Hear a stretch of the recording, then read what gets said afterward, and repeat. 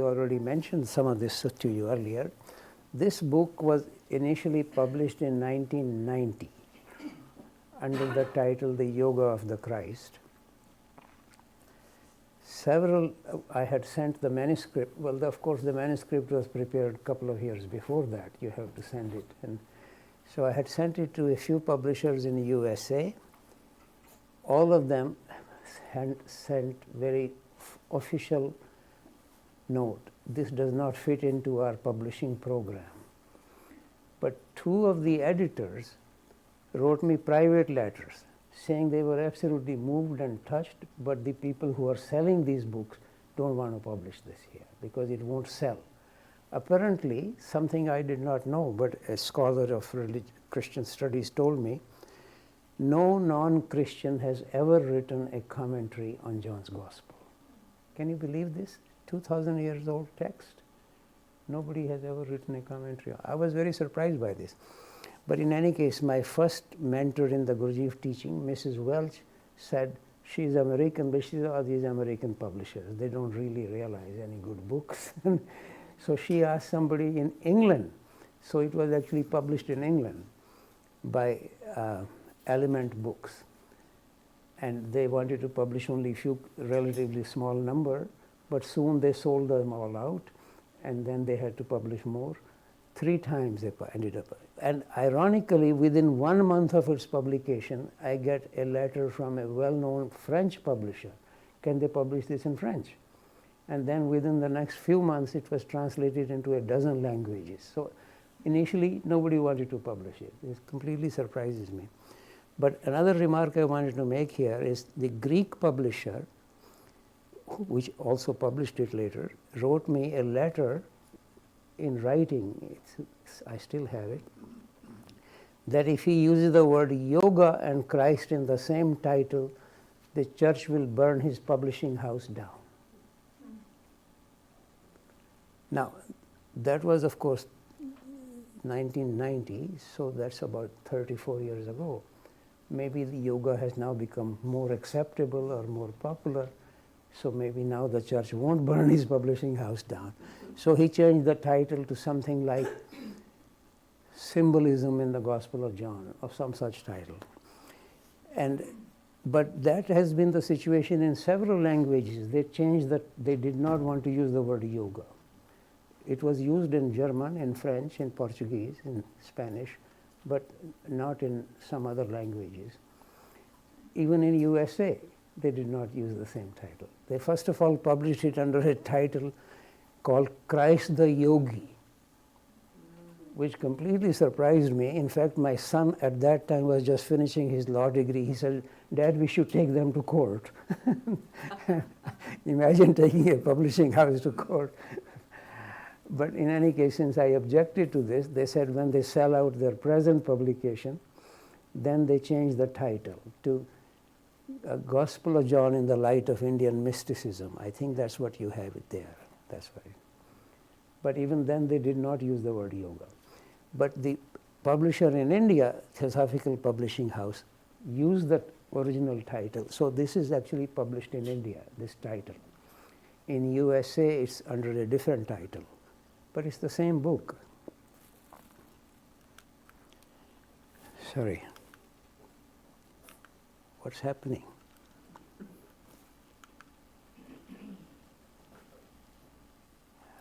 I would be quoting 2 slides here from the letter to the Corinthians, the first letter. St. Paul saying, if I speak in human and angelic tongues but do not have love, I am a resounding gong or a clashing cymbal. And if I have the gift of prophecy and comprehend all mysteries and all knowledge, if I have all faith so as to move mountains but do not have love, I am nothing. If I give away everything I own, and if I hand my body over so that I may boast but I do not have love, I gain nothing. Love never fails. If there are prophecies, they will be brought to nothing. If tongues, they will cease. if knowledge, it will be brought to nothing. For we know partially, and we prophesy partially. But when the perfect comes, the partial will pass away. So faith, hope, love remain, these three. But the greatest of these is love. Very strong remark. You have a precise reference there. By the way, I'm sure you all know it.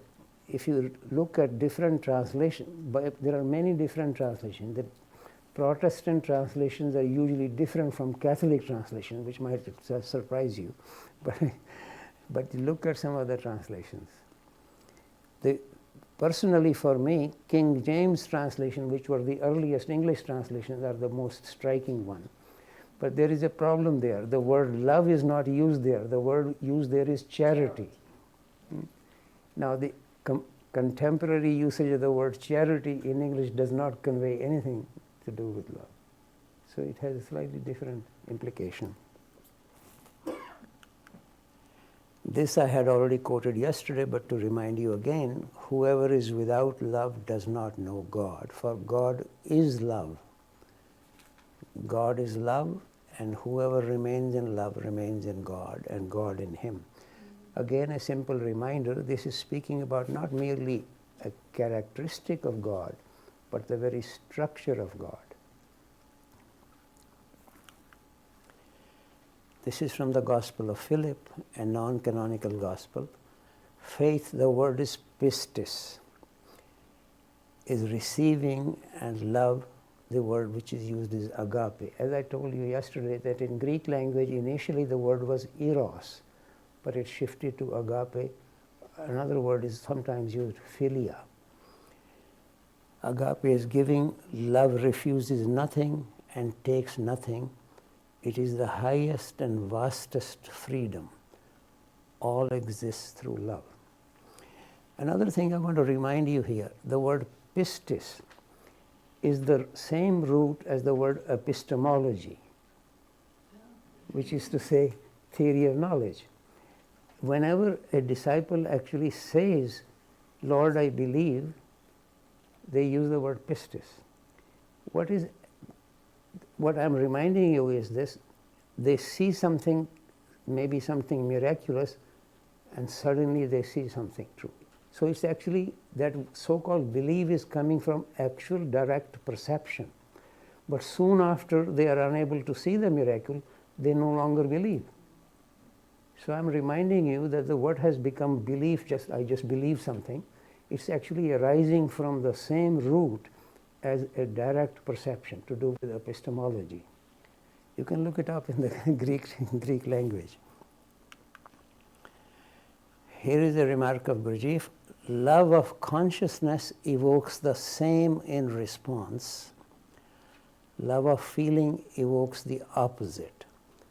Love of body depends only on type and polarity. If you don't mind, I give a very personal example of the second version here. On one occasion, coming from the university, feeling a little lovey-dovey, so I bought some nice flowers, bring them home, and lovely fruit, etc., etc. But when I came home, my wife was not there. She had gone out taking the dog for a walk. Suddenly, all that nice feeling of me, I was mad as hell at her. So I completely agree with the second remark here. Love of feeling evokes the opposite. I was really completely surprised by myself. Say that again? Robbie, can you explain this one more? Because I'm not following. You're not following? No, but love of consciousness meaning if it is coming from a real awareness, understanding, the other person naturally responds. If you have ever met, since you were recently in India, you met some people who you felt looked at you with love. Did you not correspondingly feel the same for them? That's really what you're saying. And the second one, I just gave you the example, love of feeling. And love of body, in English language we say, they are making love. What does that mean? Having a nice sex, right?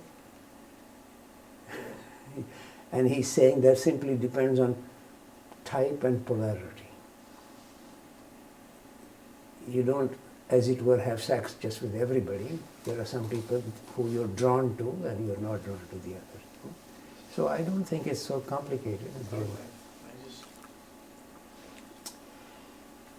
Here is a remark of Rabindranath Tagore: love is the only reality, and it is not a mere sentiment.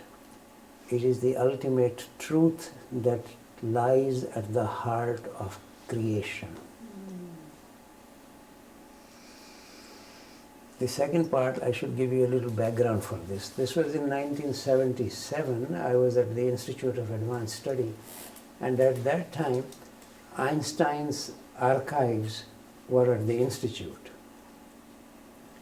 And I was, before actually going to the Institute, I was gathering some material because Einstein had gone to India more or less as a young scientist, and he was very critical of the Indians, saying those people don't seem to have any knowledge or any understanding, etc. But later on, towards the end of his life, he was greatly admiring the Indians, really struck. In fact, about Mahatma Gandhi, he made this remark when Gandhi died, that the future generations will refuse to believe that a man of this quality walked on this planet. So, and then he was a great friend of Rabindranath Tagore, and they met each other several times. There is, in fact, even a short film made on their meetings together. I think it's called either Beauty and Truth or Truth and Beauty. Both words are there. That's the title of the film. Did they meet in India? No, mostly in Europe. But then, in any case, since I was gathering some of this material, I thought, well, since Einstein's archives here, maybe I'll go and look there. So I went to the lady, Mrs. Dukas. Some of you probably know all these details already. She had been more or less, I would say, more or less really Einstein's nanny more than anything else, taking care of him for many years. And so I went there about 3 p.m. She says to me, well, young man, I was just about to go home, but here are the keys. I will be back tomorrow at 10 a.m., so you can give me the keys back at 10 a.m. So I had the keys to the Einstein archives from 3 p.m. until 10 a.m. exclusively.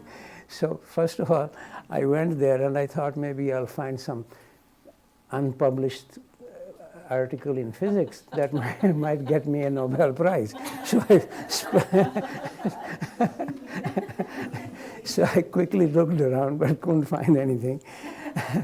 But my real interest actually was to gather the material of his exchange with people in India. For example, Jawaharlal Nehru had written to him, Tagore had written to him, and he had written about Gandhi, etc. So there was much exchange actually. As I said earlier, having been very critical of the Indians, later on he was a great admirer. In fact, he wanted to move to India, to live there. He was advised by people that you won't be able to do any science or anything there. And they actually set up the Institute for Advanced Study precisely to invite Einstein to come to USA. And otherwise he wanted to actually move to India, if you can believe this. Ravi, did you sleep that night in the Archival Museum? No, I didn't spend that much time. But there I discovered one postcard sent by Tagore to Einstein. That is, and on which he had also done a little painting on one side, and he wrote this. This was on Einstein's birthday. To him who knows all my faults and still loves me, my salutation. So that was the only thing I asked Mrs. Dukas to copy for me. Otherwise, I didn't take anything else.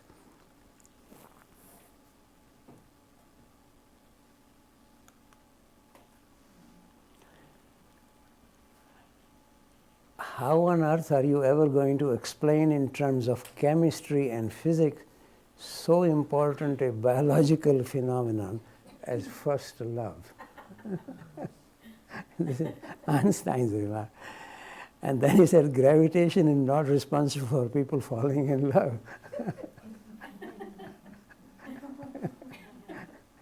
I thought people should know these things.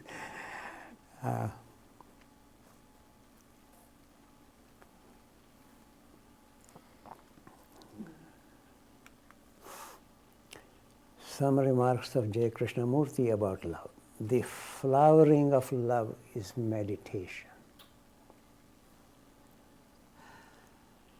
The moment you have in your heart this extraordinary thing called love and feel the depth, the delight, the ecstasy of it, you will discover that for you the world is transformed.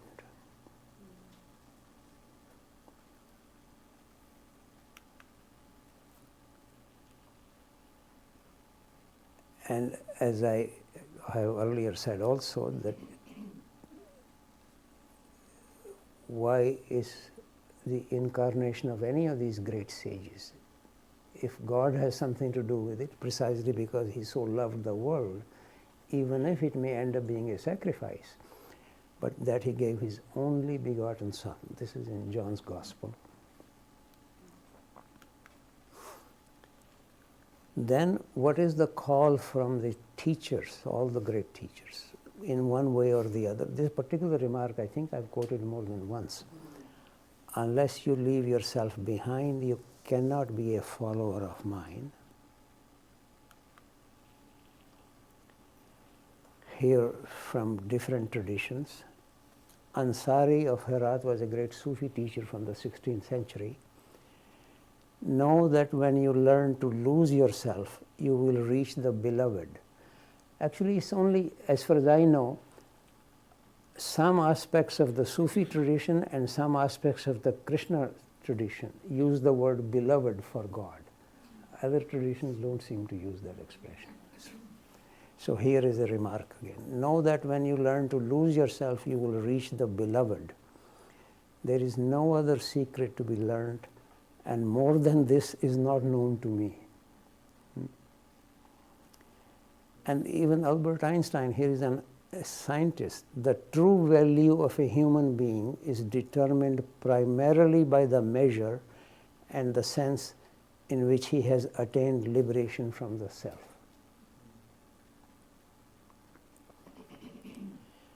Shatpat Brahman, only those may enter the sun door who can truly respond to the question, who are you? With nobody.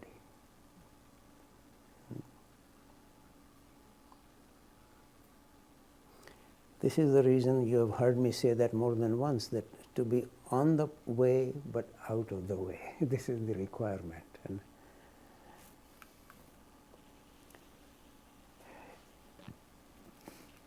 here is a remark of Rumi. Die, die, die in this love. If you die in this love, your soul will be renewed.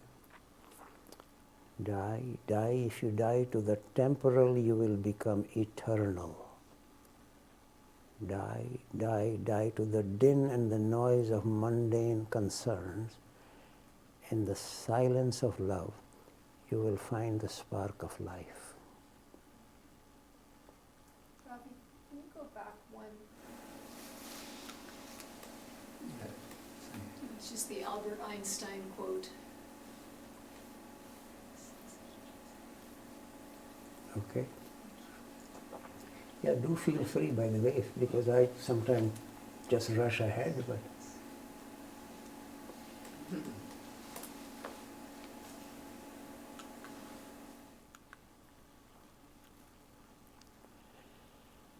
almost all the remarks of Christ have the word love in it in one way or the other.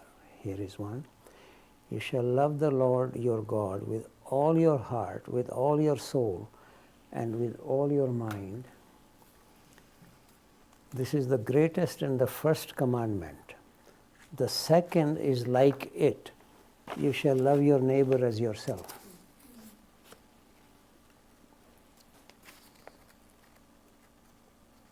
If anybody familiar with the Indian tradition can show me any comment like this, especially the second part in the Indian tradition, I will be surprised.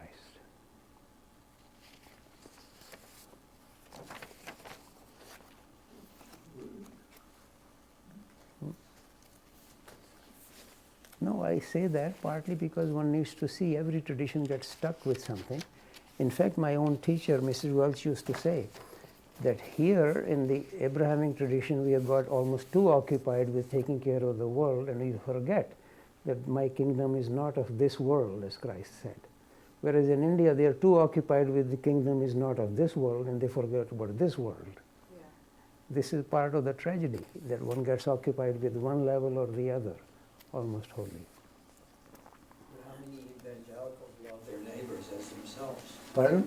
How many evangelicals love their neighbors as themselves, the Christians? No, I think that problem, you think That's how many everywhere. Indians have gotten to the kingdom beyond this world? So, I mean, this problem is everywhere. Yes? Did you mean refugee in the Indian tradition? Where is it listed as a commandment?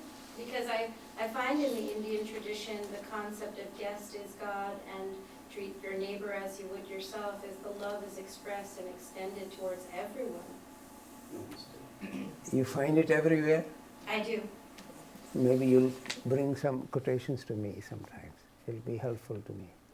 I'm not sure about the quotations, but give me some time. But I find it expressed in India as treating thy neighbor as thyself with the welcoming attitude, the love, come to my home, come to my home. If you go to India, you'll be surprised to see people will very much take care of their home. Of course, if you go there, they'll even welcome you. But the neighborhood is often quite dirty. Nobody is taking care of the streets. Have you been to India? Yeah, my whole life. But am I telling you that you have not seen? I mean, you have a population problem, you have very poor people, you have slums, you have these things, but I have to say I have seen that quality in India. No, it is certainly true. If you go to anybody's home, they will welcome you and treat you well. That is true. That part is true. You know, I rode a motorcycle across from back then Bombay to Delhi, and every town and every village I was in, they gave up their master bedroom and treated me. Yeah, as I said, if you go to anybody's home, they will treat you. That's That is about as true. good as a neighbor as you could Yeah. get. Yes, yes, I agree.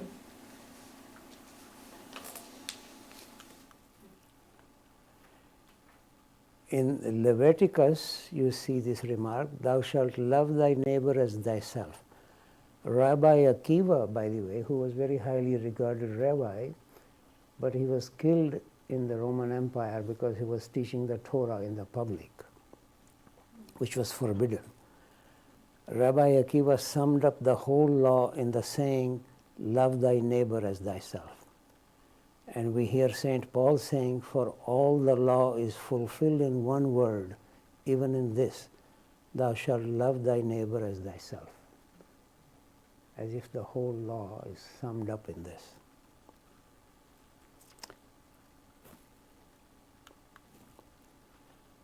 Rabbi Hillel, at the end of the 1st century BC, is said to have been the author of the Golden Rule summary of the Torah. And this is his remark, that which is hateful to you, do not do to your fellow beings. That is the whole Torah. The rest is the explanation. Go and learn it. See the kind of emphasis that is placed.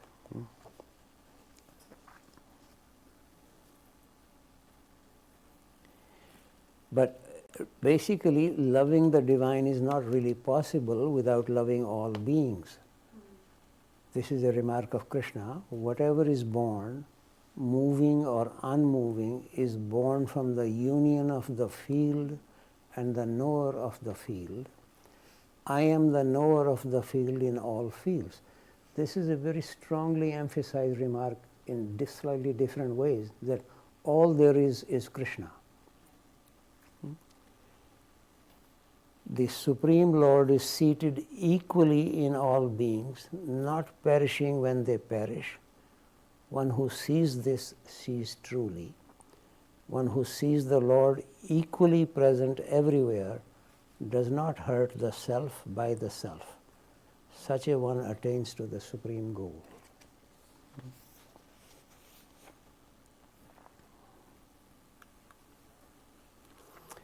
Here I have another remark of Krishnamurti. The process of thought ever denies love. It is thought that has emotional complications, not love.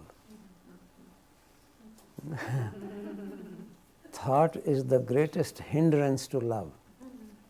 Thought creates a division between what is and what should be.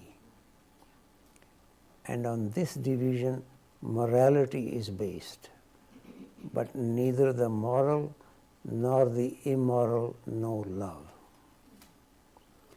This moral structure created by the mind to hold social relationships together is not love, but a hardening process like that of cement. Thought does not lead to love. Thought does not cultivate love, for love cannot be cultivated as a plant in the garden. The very desire to cultivate love is the action of thought.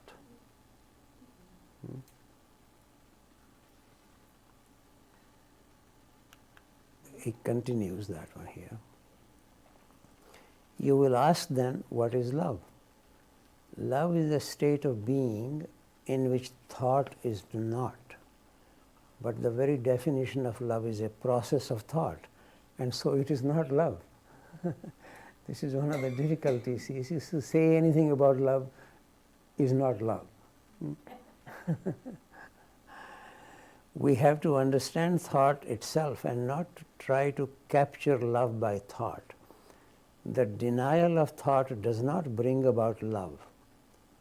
There is freedom from thought only when its deep significance is fully understood. And for this, profound self-knowledge is essential, not vain and superficial assertions.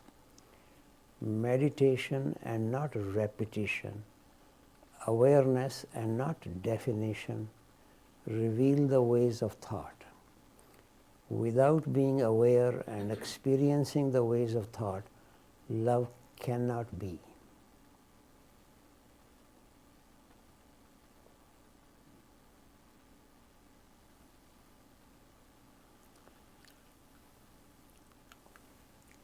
Yes, that's why we have poets. That's right. This is the remark of my teacher, Jean de Salzman. What religions call God is energy of a very high level, above the mind, but understood through a higher part of the mind. I think I've tried to tell you that in Sanskrit the distinction between manas and buddhi, in Greek the distinction between dianoia and nous. But in English we end up just using one word, mind, so then sometimes one has to say lower mind, higher mind, just to make a distinction. Man is made to create a link between two levels, to receive energy from a higher level in order to have an action on the level below, not a reaction.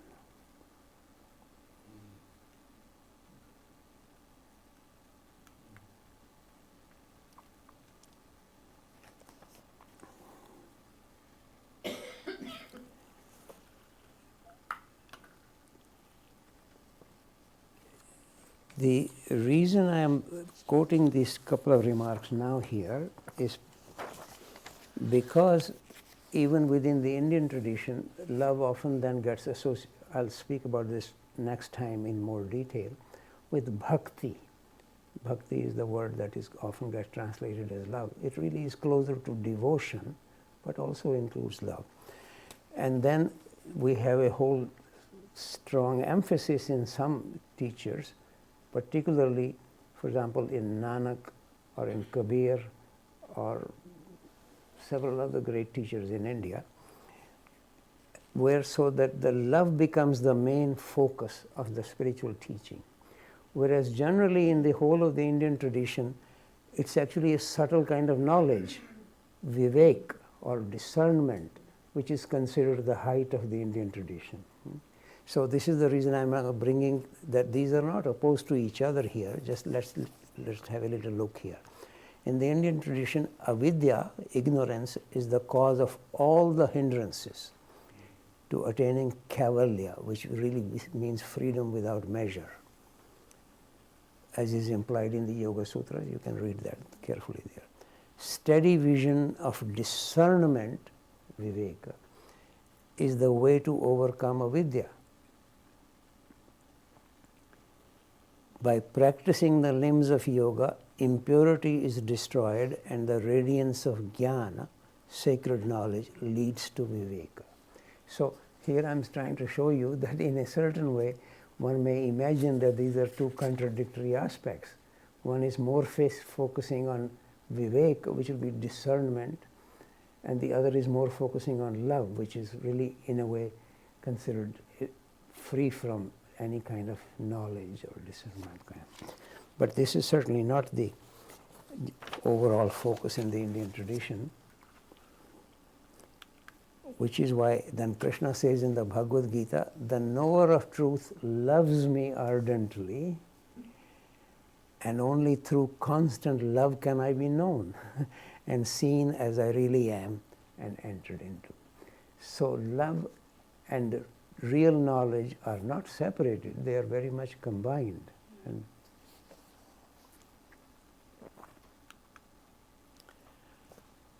here is another remark of John the Salesman. Love is a quality of consciousness. To live without love is to live in perpetual contradiction, a refusal of the real, of what is. Without love, one can never find what is true, and all human relations are painful. Change in being is possible through conscious effort towards a quality of thinking and feeling that brings a new capacity to see and to love.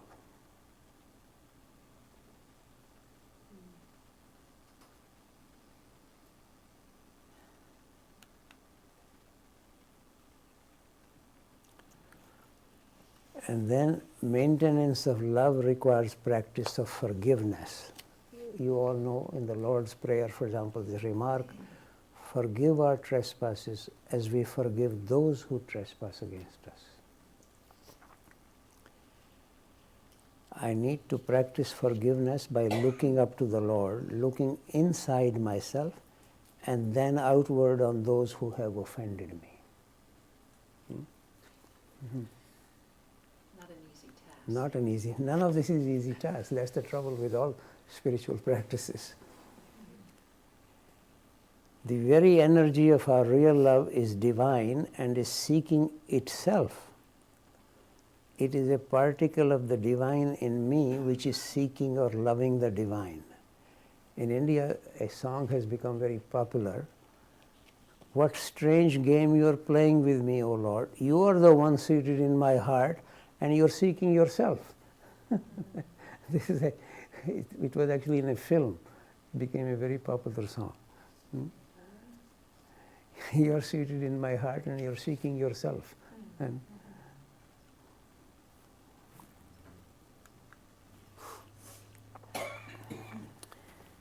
just a reminder that real love is not my love.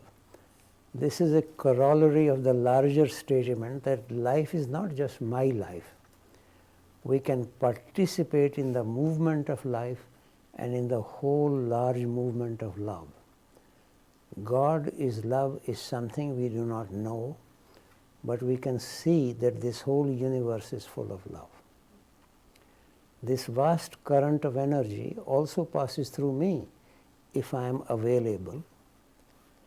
I can participate in the vast movement of love, but it is not my love. At the same time, this particular combination of matter and energy is unique in the universe. Each one of us is a unique localization of energy and matter, but we did not create ourselves. Again and again, one needs to really come back to this. And it will be like saying, since I am breathing air as if it is my air. If I really experience love as if it is my love.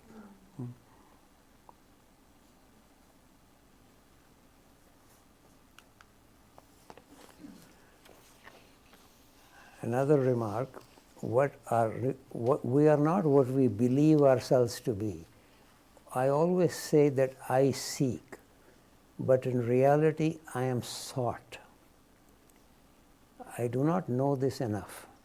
Something I could believe in is missing, something absolutely true that would be like new knowledge, a force that would prevail over my inertia. I need to have a force in me coming from a higher level of the cosmos. Really, basically, it's putting in slightly different language, something I've said several times. In all spiritual teachings, it's the particle of divinity or spirit that has taken on my body. So, but that particle of divinity naturally wishes to have the body as the appropriate instrument. But that body and the mind gets occupied with its own shtick. It wants to do its own thing. So that particle of divinity is more eager to bring this body back to him than the body seems to be eager to connect with the spirit. So this is what she's saying, that I am being sought more, what I usually call I, meaning my body and mind, than that I am seeking. If I begin to realize that, and then how to submit or how to allow myself to be caught rather than, or another example that actually in a conversation with Krishnamurti we had come to this. He says, well, the sun is always shining. You don't need to create the sun. The trouble is, if I keep the curtain closed, I can't see the sun. So what is required from my side is not that I'm creating the sun, but to allow the sun to be seen by me.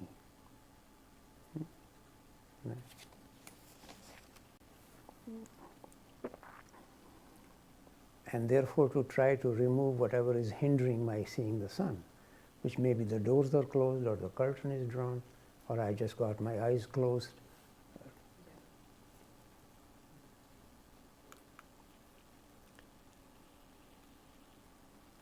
Then I am crucified to the world, I live yet not I, Christ lives in me. So you see, freedom from the world, of course the very strong expression here, crucified to the world. Jacob Boehme, another very great Christian mystic, not I, the I that I am, know these things, but God knows them in me.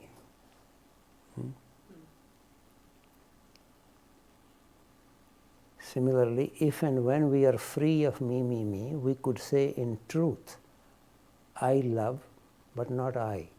God loves in me, or through me, or by me. But it's not coming from me, basically, that's the understanding. Ravi, who said the last quote? On your, Jacob Boehme? the same, okay. Yeah.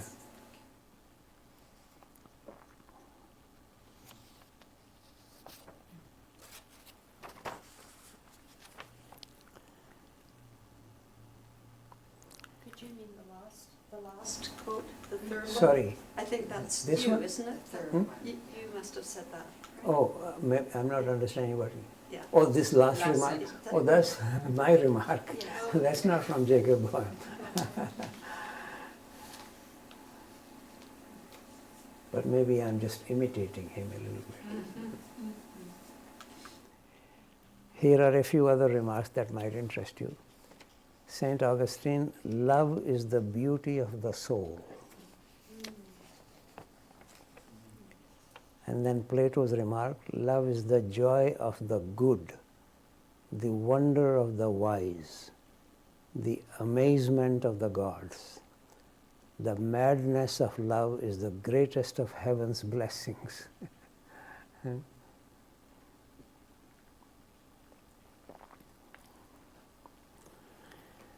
Then I think for your amusement, I have something here. Innocent victims of Cupid, remember this terse little verse. To let a fool kiss you is stupid.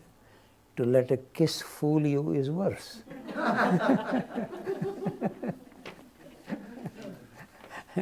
This is actually a well-known lyricist, Harburg.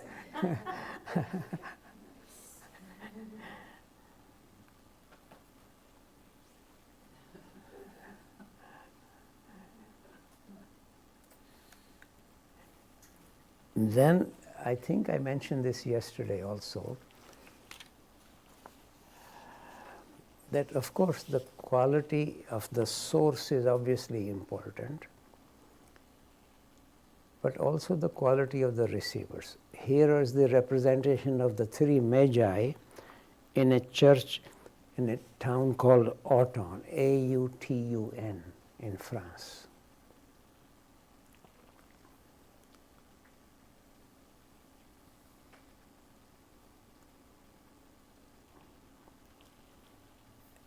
And here is a presentation of the Saint George killing the dragon.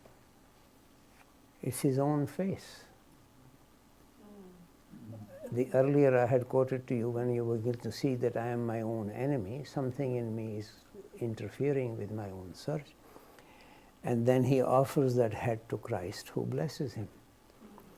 This is in the monastery called Hilandario on Mount Athos.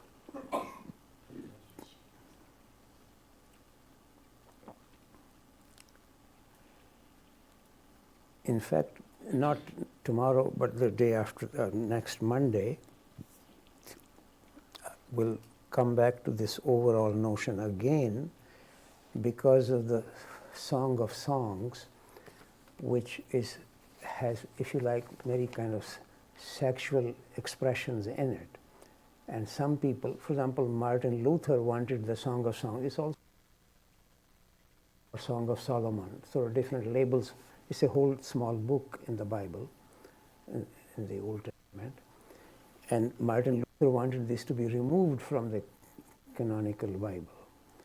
And similarly, the Baptist Church in South America want this to be removed. But there you would see the remarks of John of the Cross, one of the greatest mystics, how he approaches this. And Krishnamurti actually said to me, I was once speaking to him, he said to me this was his most favorite book in the Bible. And then 5 minutes later he says, I never read your Bible.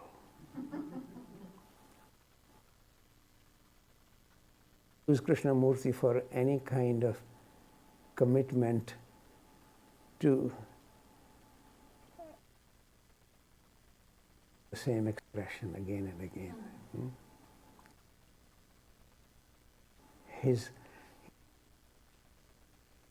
consistency is the hobgoblin of small minds.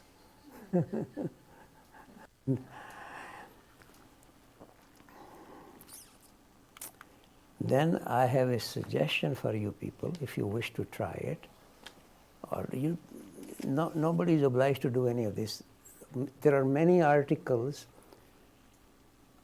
on my website which you can read if you wish. Yesterday I had mentioned one to do with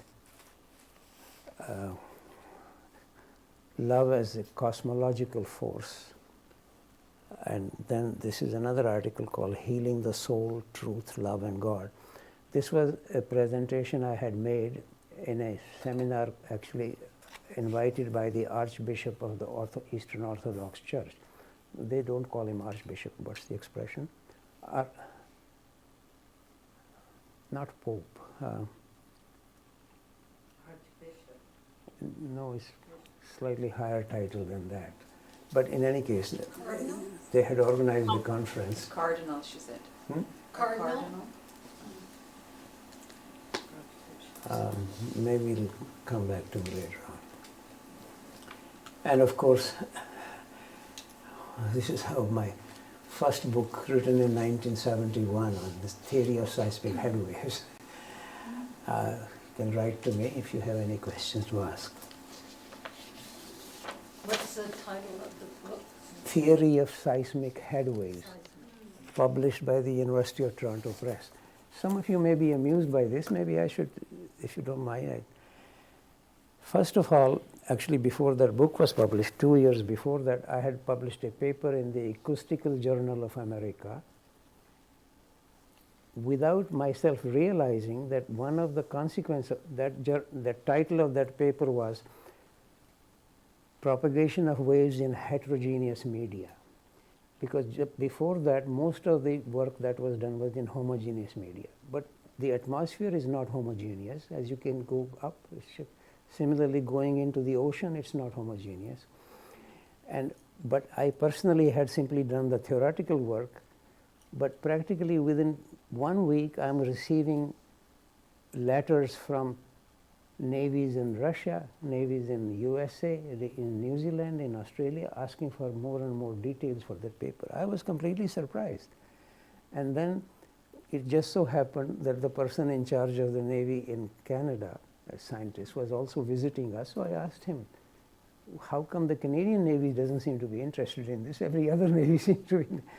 And he said the Canadian Navy basically relies on what the US Navy tells them to do. So they are not doing their own research. But it turns out, apparently, something that was derived from my paper without my realizing it, that now one could tell whether a submarine was sitting at the bottom of the ocean or was not sitting. Because earlier, since the whole thing was considered as homogeneous, they were unable to distinguish it, or unable to tell. So this was a consequence of one of my papers that resulted without my even realizing that that was one of its consequences. That's why all these navies were very interested. But when we published this book, again, first of all, the Vlastislav Červený, he's from Czechoslovakia. He wrote to me actually in 1968, some of you may know all this. Soviet Union was really controlling that whole area, but in 1968 Czechoslovakia had a little bit of slight more freedom. So he had been reading some of my papers and was interested in them, so he wrote to me, can he come and work with me for about a year, and maybe, because he of course was very much familiar with what was published in Russian or Czechoslovakian. I had never read anything in Russian or this or that.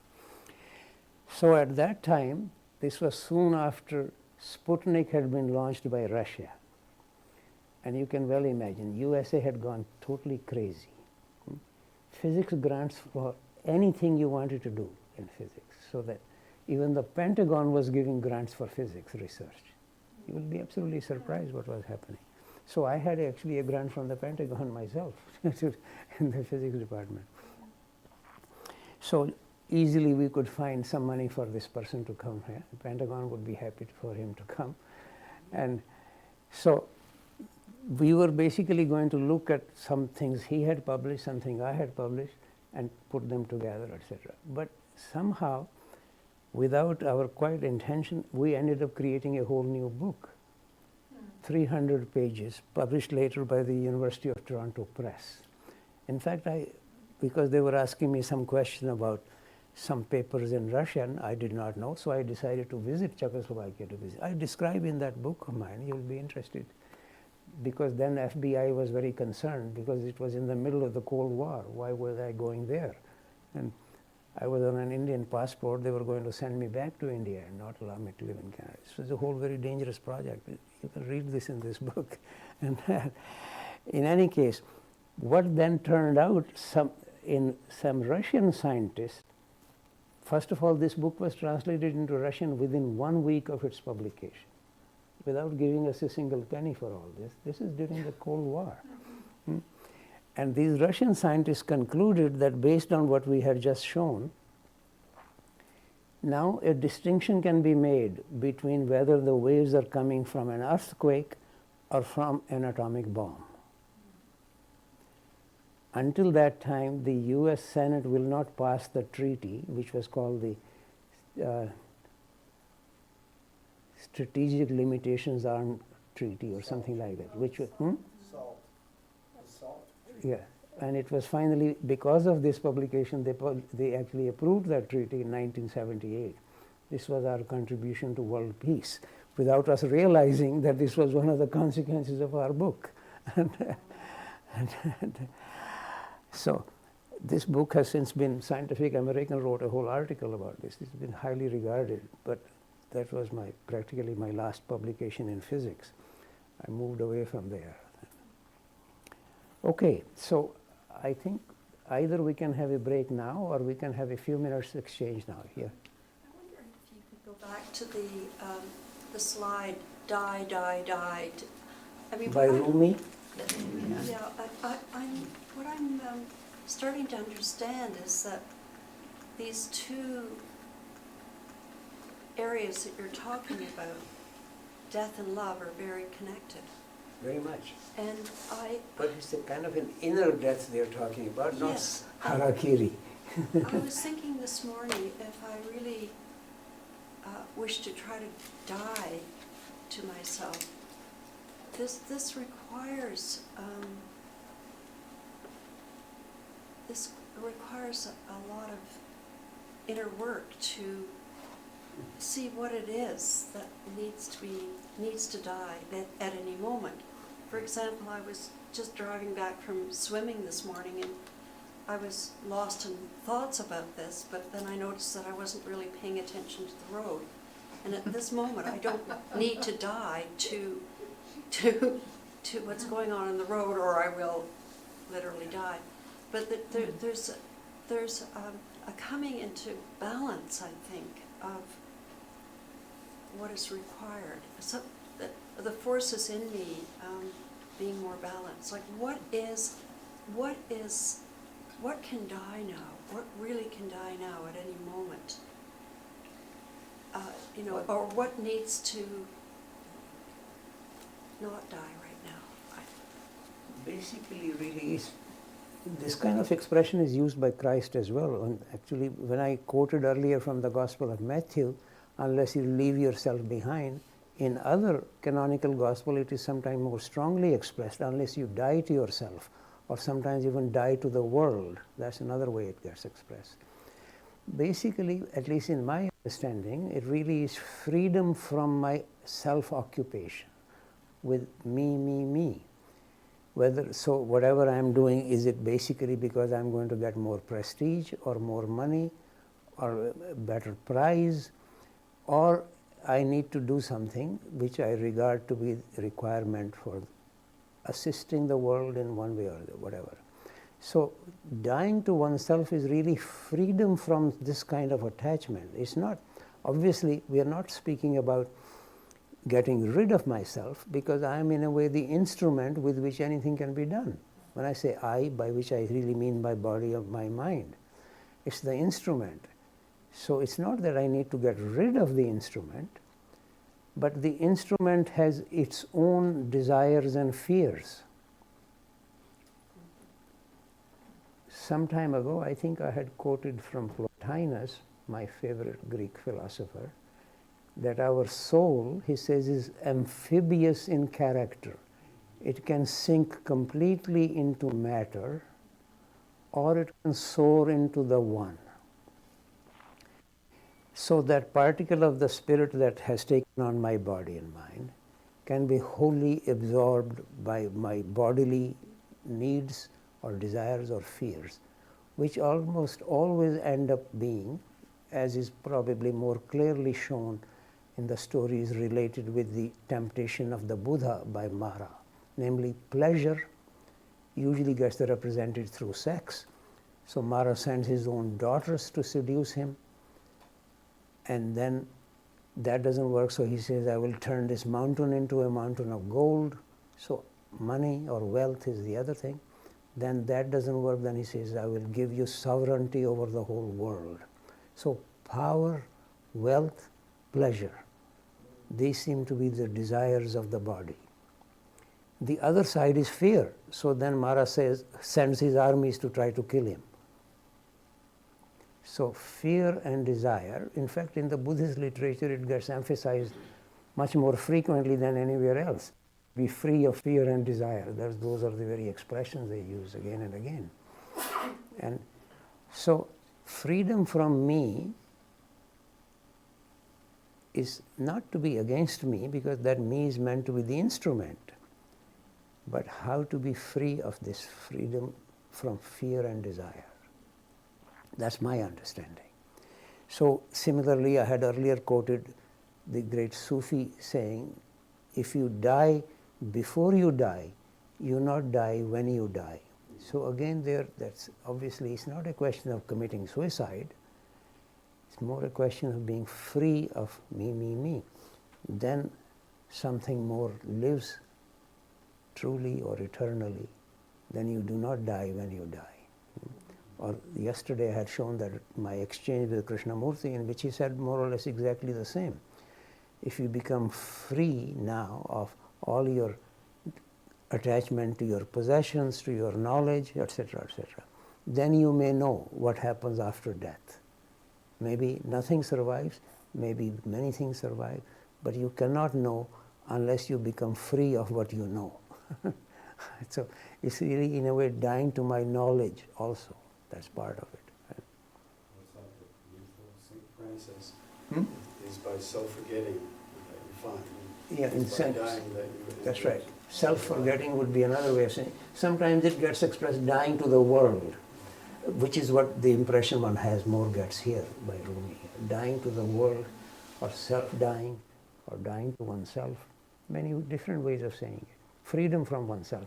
But it's always useful to keep in mind that that is, to be free of something doesn't mean to be against it or to be rid of it, but to find its appropriate place. So Ravi, is that where the Viveka comes in for the yogis? Yes, And then the dying part would be the kleshas that we... that's right. Freedom from the kleshas, basically. Yeah.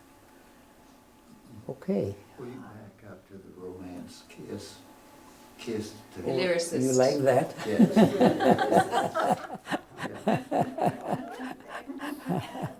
I expect to get that from you next Valentine's Day.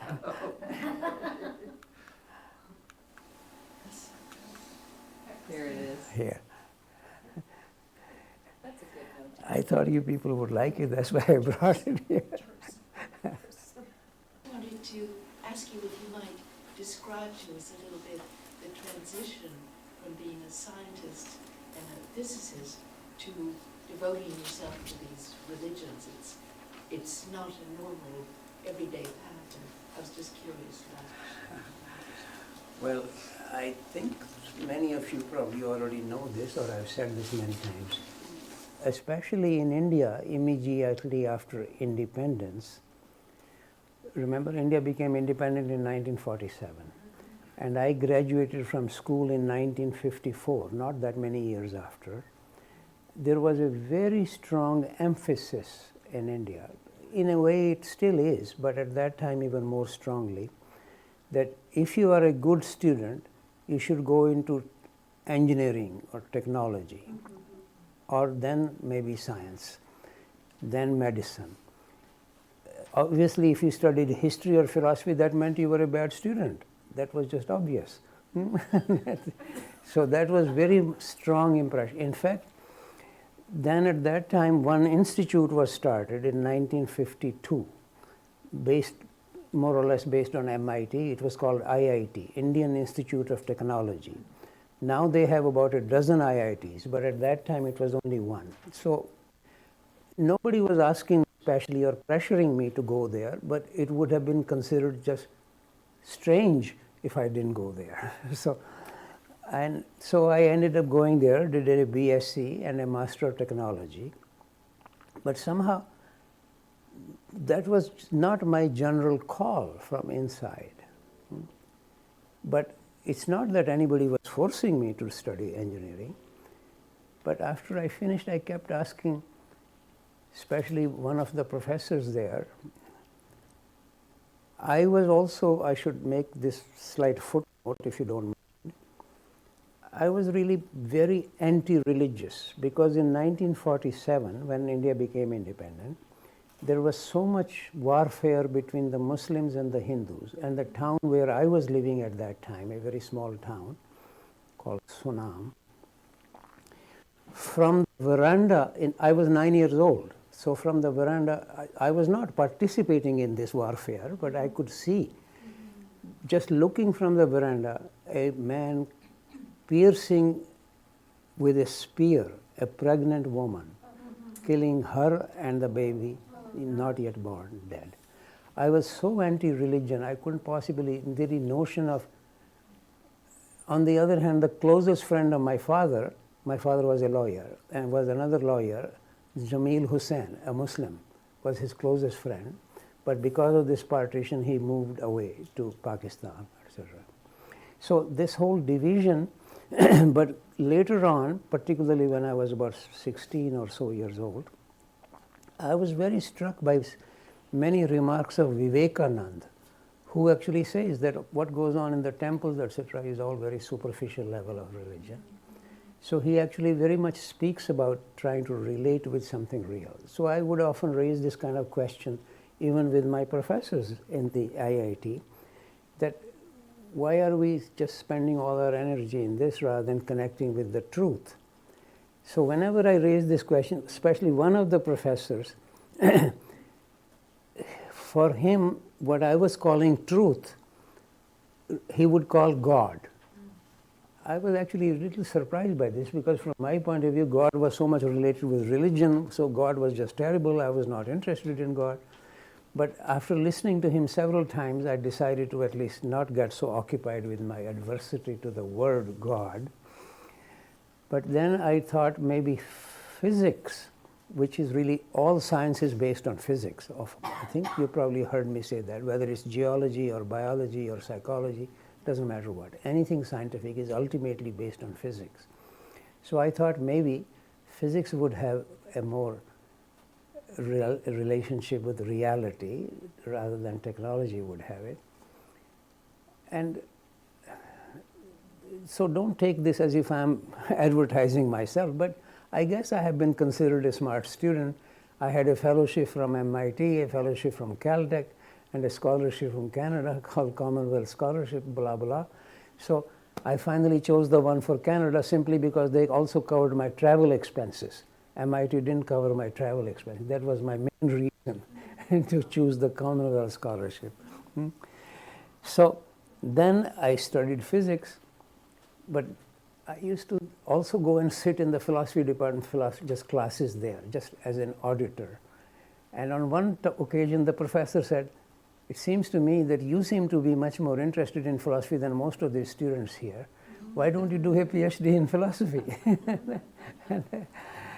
Now, so I thought maybe I'll do a PhD in philosophy. But at the University of Toronto, maybe they still have this. I'm talking about 1961. Or by that time it was already 62 or 63. I came there in 61. They had a rule there. If you graduated or took a PhD from the University of Toronto, now you were educated. You cannot have any additional degree. Can you believe this? But that was their attitude. Maybe still is.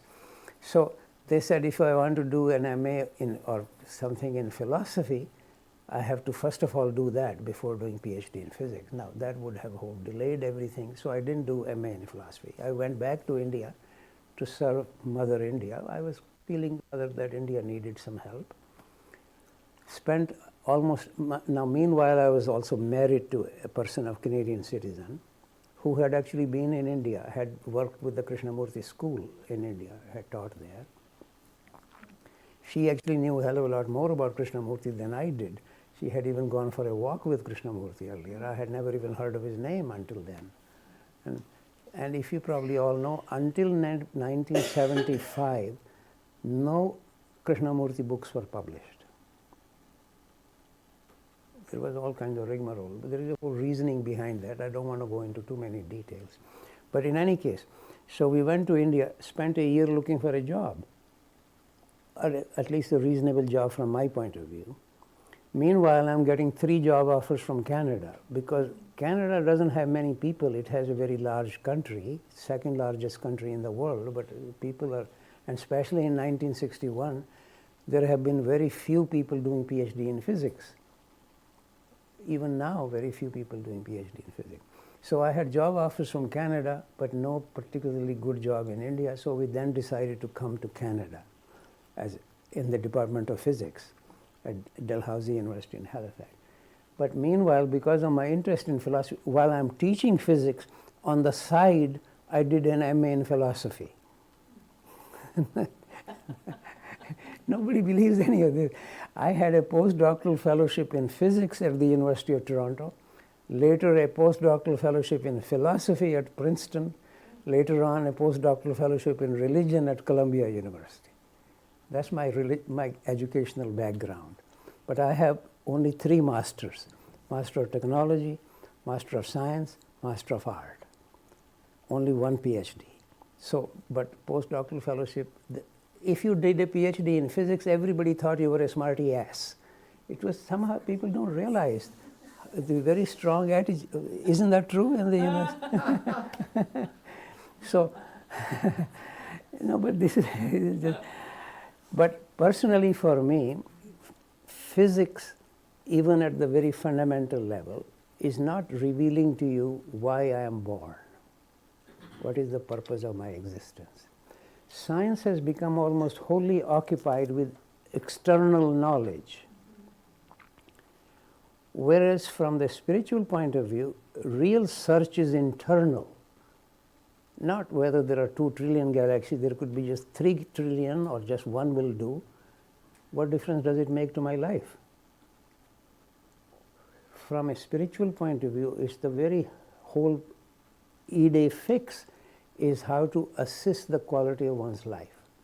How do you correspond to whatever is the purpose of your existence? So I had a different kind of call. But then philosophy, Princeton was regarded, in fact the reason I went to Princeton, I asked people in philosophy, which is the best department in philosophy in the world.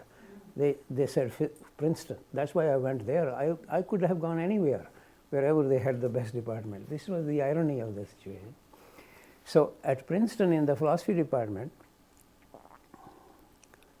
I discovered that philosophers are interested just in winning arguments. In fact, I think I have mentioned more than once, Aldous Huxley wrote this very highly regarded book called Perennial Philosophy, but he quotes hardly any philosopher in that book. He's mostly quoting people who actually directly experience something. So, but meanwhile, I guess I am on the side, sort of a good student. Philosophy department, they invited me to be on the faculty at Princeton University. Now, I can hardly believe it because I'm not really, as I was getting more and more disenchanted with what goes on in philosophy. But I was tempted to be there because meanwhile I had connected with the Gurdjieff teaching through Dr. and Mrs. Welch, who were in New York. And from Princeton it's only about an hour's drive to go to there. So I was even interested in taking this position at Princeton, not because of my interest in philosophy, but because then I could go to New York frequently. That was my main reason. But the dean of the Faculty of Arts and Science at Dalhousie University heard that I may be tempted to stay in Princeton. So he phones me. He says, if you come back, we'll give you promotion, we'll give you a permanent position, and you can be simultaneously both in philosophy department as well as in physics department. So I go back. I'm in both departments. I have an office in physics, an office in philosophy. Philosophers think the physicists are not doing anything especially important. They just change some variable and publish more papers and get advanced. Whereas the physicists think the philosophers are just, they go to some beach in France during the summer. They're just talking about this or that. They don't come to any reality. So both departments are completely convinced that the other departments are just wasting their time. So I'm going from one department to the other. I belong to both departments. And now you have to actually realize what goes on in the world. But then gradually I realize more and more that philosophers are just really interested, as I said, just winning arguments. The philosophy department actually didn't really leave officially. I'm still part of it. But in practice I left. But a year later in that department they had actually a course called How to Win an Argument. Nobody believes this. You could look it up.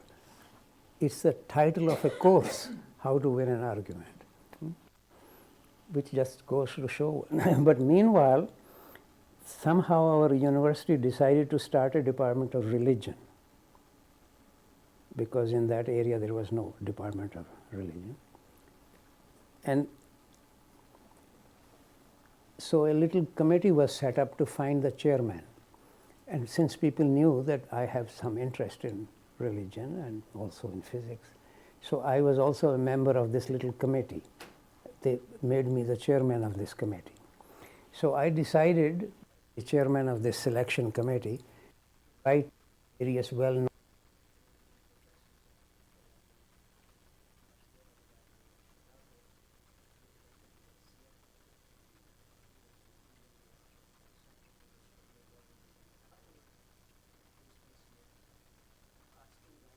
have a student who they would recommend as a possible chairperson of the department. Absolutely to everybody's surprise, including my own surprise, we get a response from the Wilfred Cantwell Smith from Harvard, who was of Canadian origin, that he would be happy to come back to Dalhousie University. Usually nobody goes from Harvard to Dalhousie, it's the other way around. Absolutely everybody was surprised. In fact, I was so surprised, I didn't ask him to send his curriculum vitae or anything like this. I just went to the library, collected something about him, and I went to the president of the university saying that he may be interested in coming.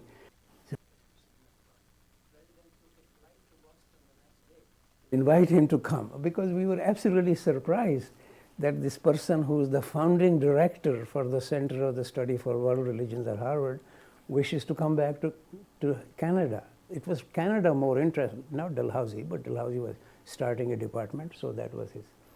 So then he came there. So occasionally we used to meet in the faculty, for lunch or something like this in the faculty club.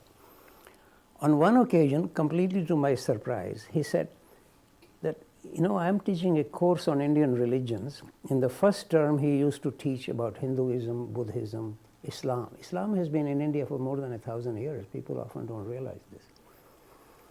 And he was an Islamic scholar, so he was therefore more interested in teaching that. In fact, he had done his own PhD from Lahore, prior to India, prior to the division of India and Pakistan. Lahore was a well-known university. And so on. Then second term, he used to teach a course on the Bhagavad Gita. And then he said, it seems to me you know more about the Bhagavad Gita than I do. Why don't you teach in our department? Now, I have not taken a single course in religion in my life. But I was interested in the Bhagavad Gita. I would be studying it. So I said, until I could read this in Sanskrit properly, I don't want to start teaching it. So I took a year. This is how, then I applied for a postdoctoral fellowship at Columbia, if you can believe it, in the religion department, not having had a single course in religion in my life. But they gave me a postdoctoral fellowship because I have a PhD in physics. I tell you, physics is regarded just amazingly high by people. But I went there really largely, partly to learn Sanskrit and partly so that I could visit the Welches because they were in New York. That's where I was staying. That was my main interest.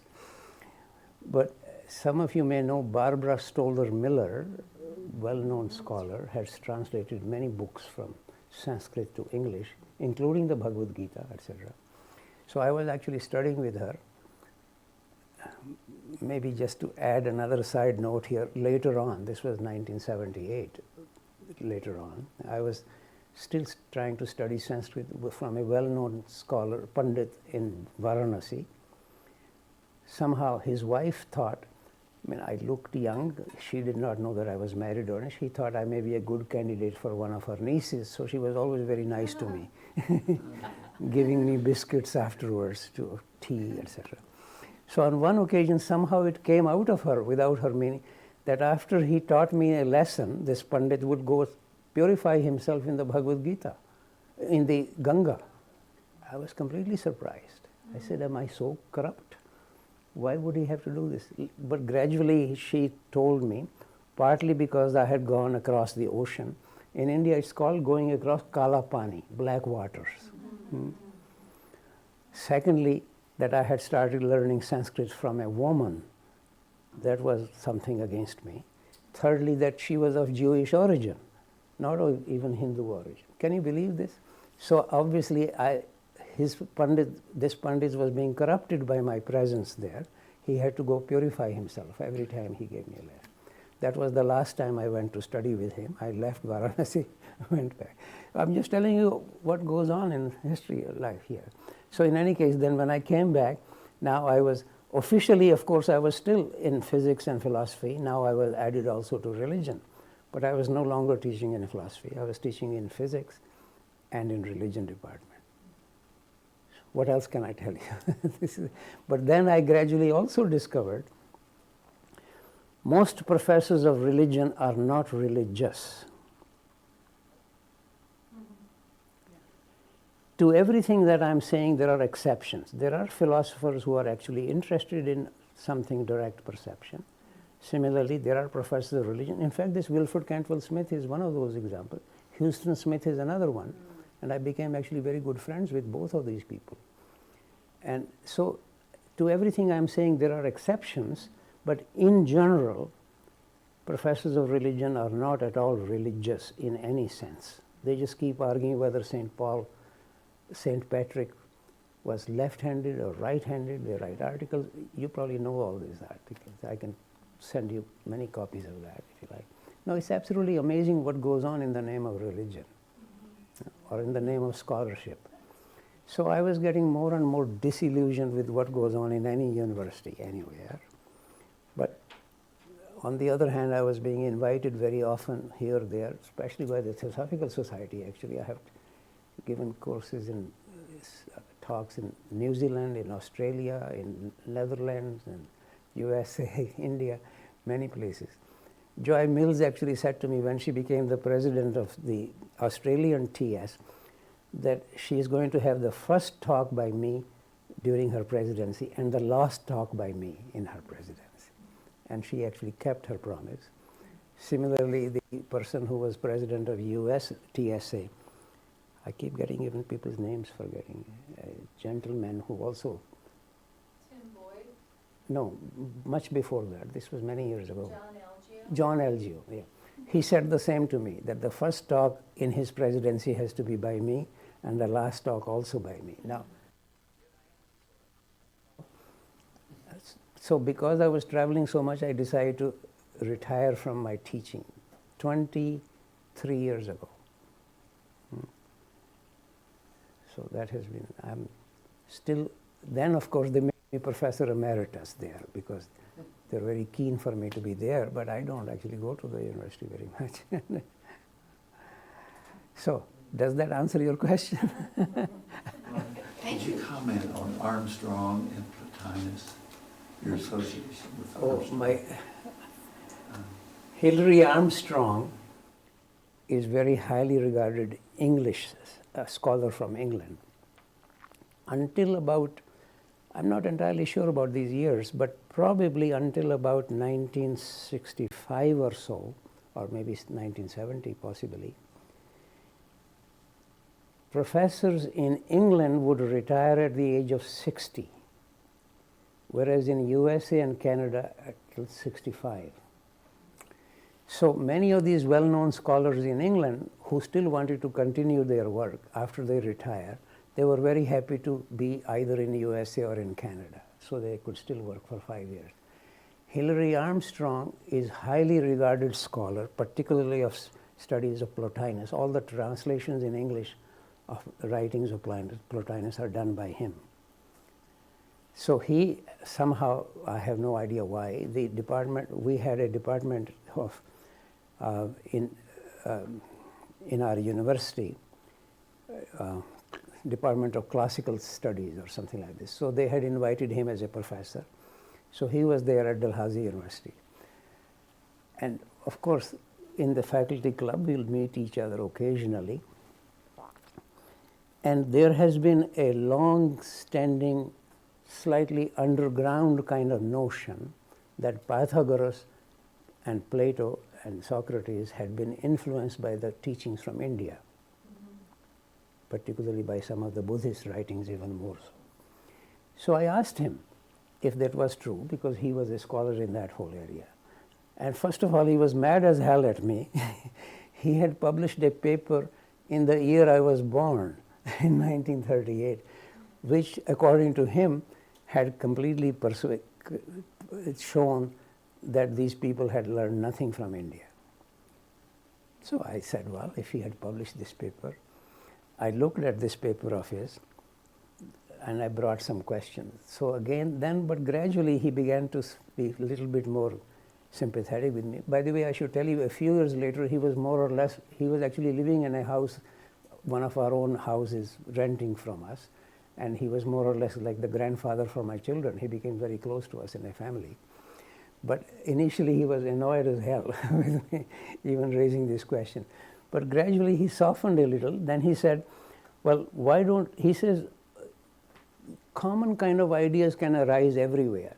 But let's take some specific idea and then see. You bring it from the Indian tradition and I'll bring it from Plotinus. And then we can see if there is any connection between them. This is about the time when I actually seriously studied then the Bhagavad Gita, especially taking the expression of what is buddhi in the Bhagavad Gita. And he took the idea of psyche. In Greek it's called psyche. So we actually published a paper in 1978, published by Cambridge University Press, called Self in the Bhagavad Gita and in Plotinus. Highly regarded paper. In fact, on one occasion, we had both gone to a academic conference at a university. When we entered the room, everybody stood up.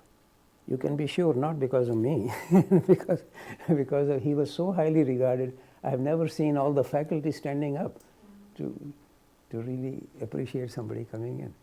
But he insisted that we had to go to the stage together to present this paper, etc., etc. So that paper became quite academic interest, mostly academic. This is where I actually also point out that Buddhi Yoga is the main yoga that Krishna teaches, which none of the yoga teachers even seem to know about it or mention it. Iyengar doesn't seem to know about it. Deshakacharya doesn't seem to know about it. But it created a great deal of academic interest, not people practicing yoga, etc. So gradually, in any case, we got to know each other, and he softened in his own position that he said maybe something had come from India.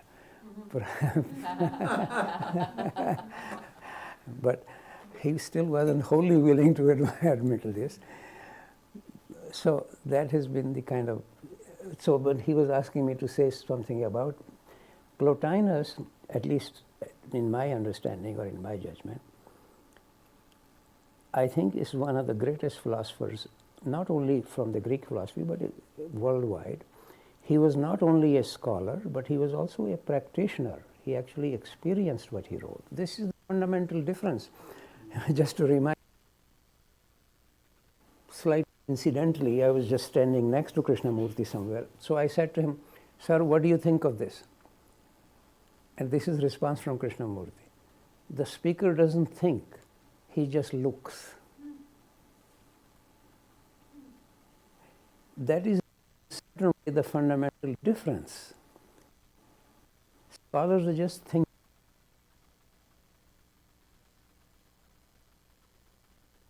Is what they see, not what they have heard or what they have read.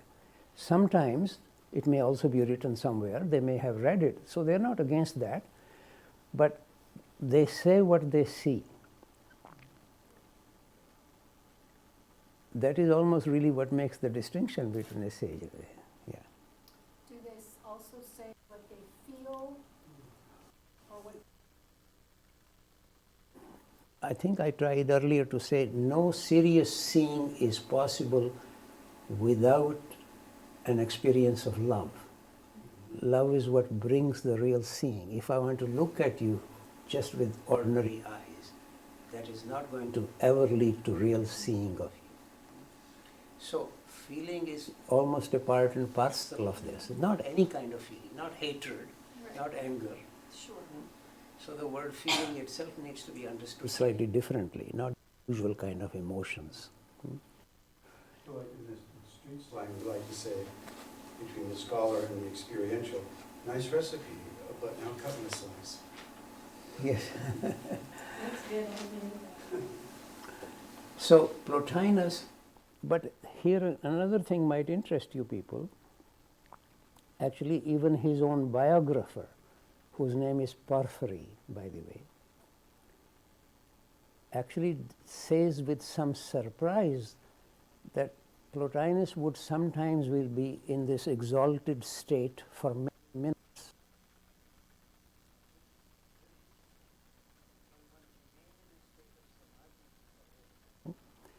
I'm always amazed by what is said in the Buddhist tradition, that the Buddha is sitting under the Bodhi tree for 49 days and 49 nights.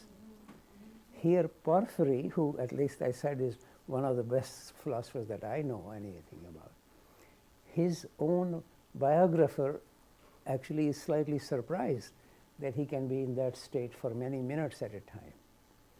Even the Buddha himself said that he had to renew himself every morning, which is another reason I often recommend to people, don't take everything that Krishnamurti says as if it is coming from the highest level. Much of the time he is not connected with that level. Of course, because he is periodically connected with that level, naturally, then when he speaks from there, one can hardly not hear with some reverence. But it's always important to understand. In fact, this was some of the Krishnamurti people were surprised or annoyed by my saying in one of the articles that he has two levels of consciousness. But then I later discovered that Annie Besant said exactly that about Krishnamurti, that he has two different levels of consciousness. This is Annie Besant's remark. I did not know this earlier. I was just making my remark based on my experience. And so one has to be very careful about what is said by somebody at what stage. Yes, you wanted to raise something? Well, certainly Swami Vivekananda could stay in those states of samadhi for a very long time. And yes. his guru, Sri Ramakrishna, as well. Yeah, even Ramakrishna actually said that he would die if he stayed in samadhi because he Yes. can't eat then. So he would in fact ask some of his pupils to bring him back, to come and touch him or to hug him or to bring him back. Yeah. Ravi, did you ever see Anandamai? Yes? Yeah, I did too in Varanasi many years ago. She was continuously in samadhi state. I don't know. In fact, her followers would feed her, otherwise she wouldn't eat. Certainly when I hugged her and she hugged me, she was not in samadhi, I can assure you. No, well, I'm not saying she was always, but she continuously seemed to be. Yeah, no, I think one can be Ramakrishna apparently could be in that state for a long time. But even he insisted that then he cannot walk, he cannot eat, he cannot do anything in that state. That's almost like being in a subtle body, in a subtle sphere. It's a slightly different thing. That was also the case a few decades ago with the current Swami Sadhguru, who's obviously in India, but he tours the world. This happened to his wife, and she wanted to be left in that state, and she did die because she Could not return. Yeah. But she chose not to return. Like she knew Well, that that's in a different advance matter. of it. Yeah. Even in the Aboriginal tradition, I spent time with the elders. We would go into these, what they call syncretic time, and then we would break for tea to go into linear time. Yes. So there was this dance Yes. between the two. Yes. Otherwise, you either completely move away from the world, or to be in any sense engaged in even to be able to give a talk, give a sermon, you need to return. You can't be in this. In fact, one of the remarks of Sri Anirvan, one of the very great sages I have had a great fortune to meet, I think I've already mentioned his name more than once to you. He's the one who actually said that I will know something real when I realize God is the same as dog. At that level, one can realize all this. For me, if a dog is about to bite my child, sure as hell he's not God. So one has to realize there are different levels of understanding or different levels of reality. But one of the remarks he actually makes, not to me personally, but in one of his books, that a teacher in a way is undertaking a certain kind of sacrifice. He has to move away from this exalted state to be able to speak to his pupils. Initially I was a bit surprised by this, that for him teaching is actually undertaking a form of sacrifice. but this is his remark, not. How Yeah. do you define sahaja state then? Sahaja, Well, because that's beyond samadhi state, that's always in that zone, but being able to act or what, but it really depends. If the implication is that that has become so integrated that one can be there as well as here, that's sahaja. that's sahaja. Then, of course, one is not separated from the world. One can still act in the would be regarded as if quite a different. Samadhi usually, well, first of all, just to remind you, what is samadhi? Strangely, it has now become equated more or less with this transcendent state. But in Patanjali's Yoga Sutras, you are welcome to look at it. It's the third sutra in the third chapter. Precise reference, I give it to you. Samadhi is described as Swarup Shunya, freedom from myself. That is the definition of samadhi according to Patanjali's Yoga Sutras. Leave the bond with yourself. Yes. And then he actually then adds, then one sees what it is rather than introducing one's own color or one's own mind. So a completely objective perception results from that because I am free of myself. And in fact, another thing which is slightly relevant here to say, in the whole of the spiritual domain, as far as I can, don't take any of these things that as if I really know them, but I try to understand them. Their wish is for objective knowledge.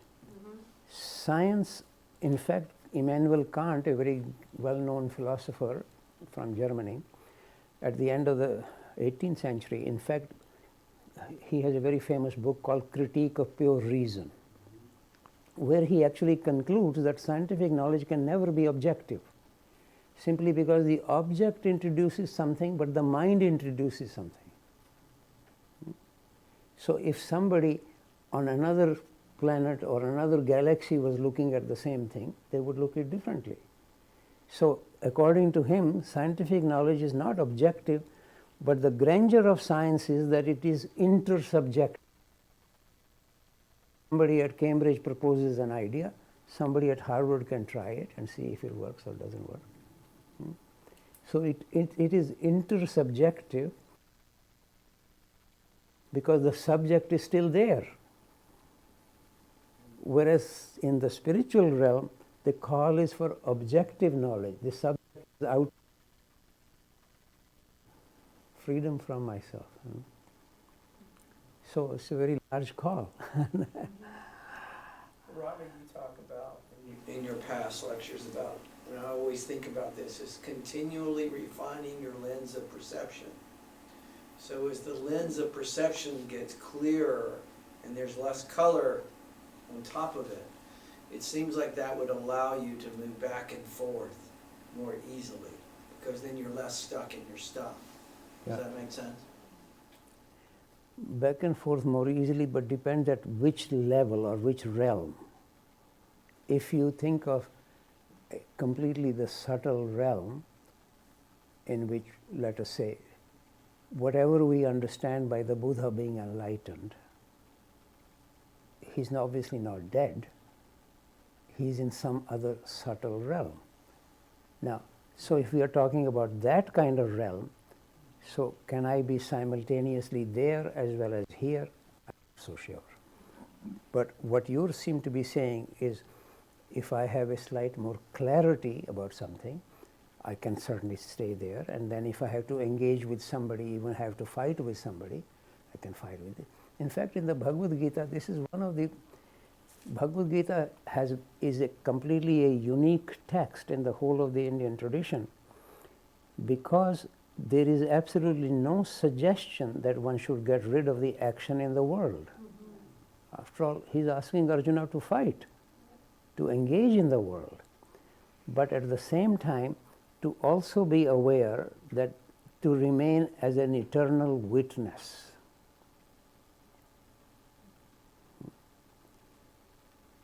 most of the spiritual texts in India are not quite so bringing both of these realms absolutely clearly. Bhagavad Gita, in my judgment, is this one more. That's then the clarity of Perception allows you to have that access to do both. yeah. I think there's also a real attraction to that, like that gripping, that grasping. Like I've had that myself in meditation. I go to a place and I don't want to come out, and when I come out, I'm almost cross. And I remember a teacher, a meditation teacher, insisted that I was grasping that. And I just thought that was very interesting. It was a desire. It was my desire, my want, my need to hold it, to have it, to grasp it. And it's another form of gripping, attachment. Yes. Another form of attachment. Attachment to another realm. Yes. Yes. Yeah, this lady wants to. Oh, Raviji, I was just returning to your call or your challenge to find that love thy neighbor as thyself in the Indian tradition.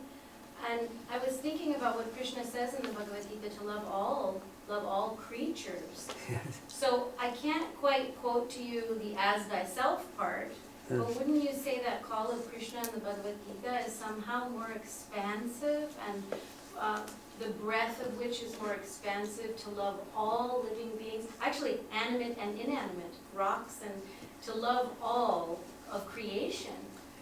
You see, but what has actually happened largely, and it's because, the very famous remark of Shankara, Brahma Satya, Jagat Mithya. Brahma is true and the whole manifested universe is just illusion, or illusory. Now he himself, I don't really believe, was completely addicted to this notion, because he was also a poet. One of his poems actually ends, "O mother, I wish to be near your feet, and I don't care for moksha or for mukti or anything." This is Shankara's poem. But most of his followers get so attached to this, therefore the world is just illusory. We can be rid of it. So some of that thing that I was saying really comes from that kind of attitude. Bhagavad Gita, Krishna is not saying this is so you can just forget about the world. He in fact repeatedly says to do you are a true yogi if you carry out the dharma that I am teaching. What is he teaching Arjuna here? To struggle in this battle. So it is not that no text in India would say to take care of this world, but what I am saying is that this gets quoted again and again, and this is just more illusory, so we don't need to worry about it so much. We just go to the other side. So that's partly the result. Yeah. Robbie, would you remind us of one of my favorite lines in the Bhagavad Gita? It's something about action and inaction and inaction and action. Yes. I don't know the whole quote. I don't now think I could tell you this in Sanskrit, but basically in English in any case, that what is action and what Krishna says, what is action and what is inaction, even the sages get confused about this, he says. Now then I personally have raised this question, actually maybe in my commentary on the Bhagavad Gita. The Buddha, yet to be Buddha, sitting under the Bodhi tree, is he undertaking an action? Or is it inaction? So what is to be understood by action is not merely physical action. And what is inaction, that one could in fact be engaged supposedly in physical action, but is wandering away. The mind is distracted, wandering away somewhere else. So is it in the world but not of the world? Is that closer to Yes, yes, meaning? yeah. And becoming the right actor, you're often talking Yeah, about becoming that. the right actor requires realizing what one is engaged with and to be actually be engaged with it, not just thinking it's illusory or this or that. Or to be also occupied with the fruits of action. That's the other thing Yes. he very much emphasizes. And then also, this is actually a very important remark of Krishna, that an advanced yogi realizes that I do nothing at all. which is really to say, can I become an instrument of Krishna's will rather than my shtick? I have to do this, I have to achieve this. So it's not that he's not doing anything, but it is being done in him or through him. He's not doing it. Actually, a very important, interesting remark in a great Chinese classic, Tao Te Ching. A sage does nothing, but nothing is left undone. Isn't that a lovely expression? A sage does nothing, but nothing is left undone. So we stop now.